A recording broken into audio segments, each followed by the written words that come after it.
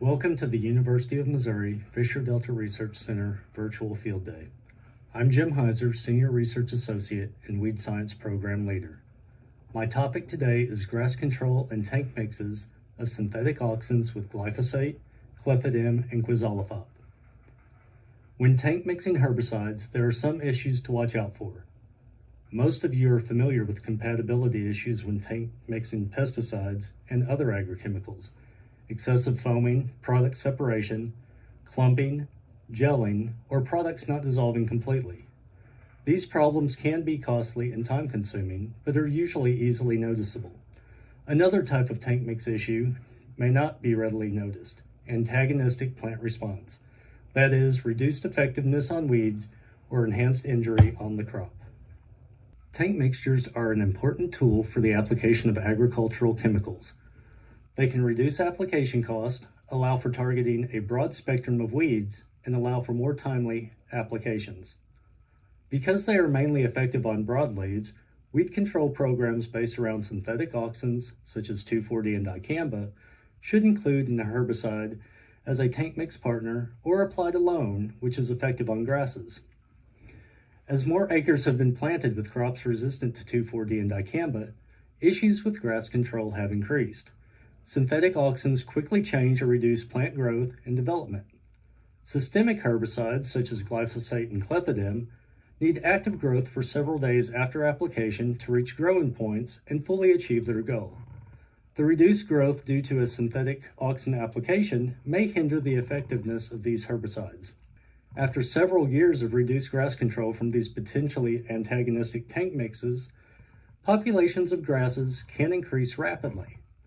How can we determine if a tank mix is having adverse effects on control of certain weeds? We can calculate the expected control when two or more herbicides are applied together using the Colby method. This simple equation allows us to compare expected control to actual field observations. In this equation, E represents expected control from a combination of herbicides. X is the observed control from herbicide 1, and Y is the observed control from herbicide 2. For tank mixtures containing more than two components, the equation can be expanded. To perform this effectively, all components of a tank mixture must be applied alone and in the various combinations, and timely field observations or biomass collections completed.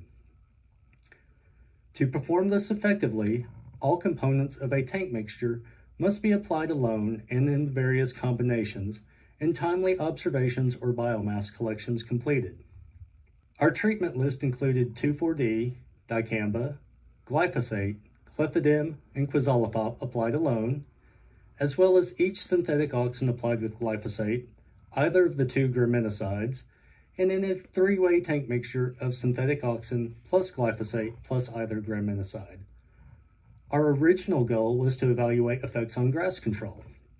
We have included control on Palmer Amaranth in our evaluations and in this report. 2,4-D and dicamba were applied as Enlist 1 and Extendamax respectively at the full labeled rates for a single application. Glyphosate was applied as Roundup Power Max 2 at 32 fluid ounces per acre. The graminicides, clethodim, and quizalofop were applied as Select Max at 20 fluid ounces per acre and Assure 2 at 10 fluid ounces per acre. The graminicides clethodim and quizalofop were applied as Select Max at 20 fluid ounces per acre and Assure 2 at 10 fluid ounces per acre. Adjuvants were included as required on product supplemental labeling. On this graph, we show Palmer Amaranth control in red and grass control in blue. Control of each is paired by treatment.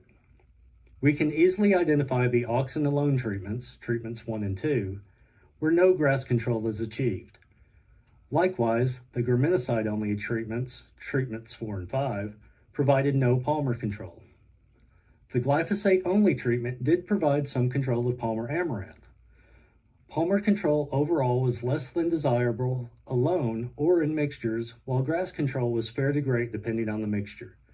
These control ratings were inserted into the Colby equation to compare observed control versus what would be expected.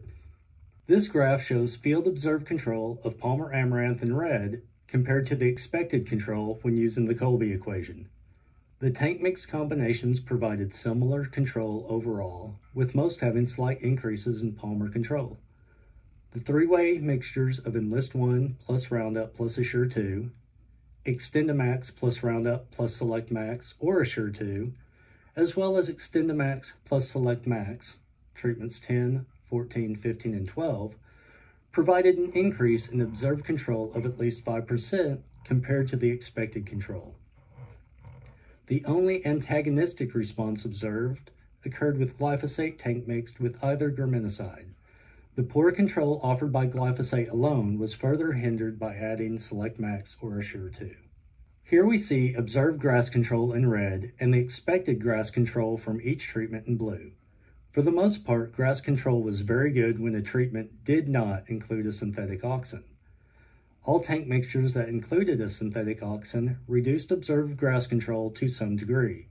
Reduction in observed control compared to expected control greater than 5% occurred in tank mixtures of Enlist 1 or Extendamax plus Roundup plus Select Max, treatments 9 and 14, giving a 6.2 and 7.2% reduction in control respectively.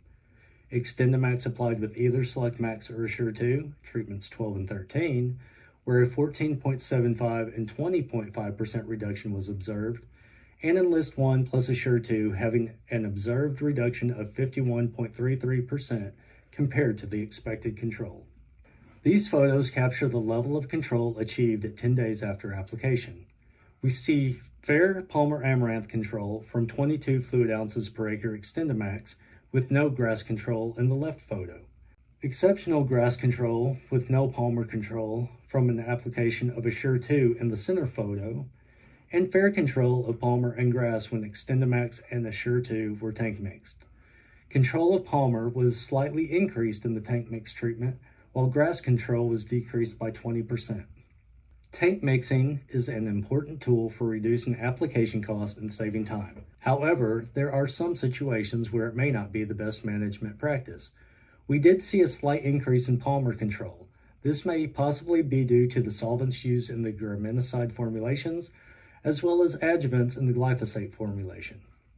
The slight increase in Palmer control probably does not justify the reduction in grass control observed from all tank mixtures evaluated in the study that included a synthetic auxin.